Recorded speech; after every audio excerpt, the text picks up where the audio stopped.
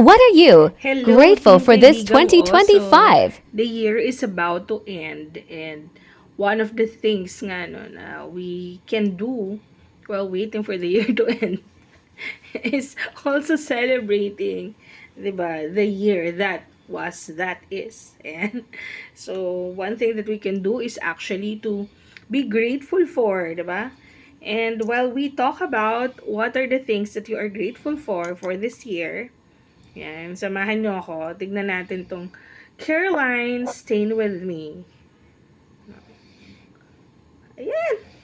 Actually, gusto ko siya kapag feeling, ano tayo, strong, independent woman. Yan yung isa sa mga pagiging grateful tayo, diba? So, play natin yan. Mm-hmm. O, diba?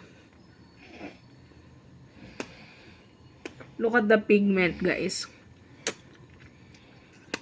Talagang laban na laban. A reminder sa atin na, we can be strong and independent. But at the same time, for us to have that strength along the way, thoroughly, like really, really strong, is we have to put our faith and trust in the Lord. So yun lang, ito yan, Caroline, nasa yellow basket. Kung gusto mong feeling strong, independent woman ng iyong lips. Mag-send pa tayo, mag-post pa tayo ng iba pa natin mga recommendations. So stay tuned!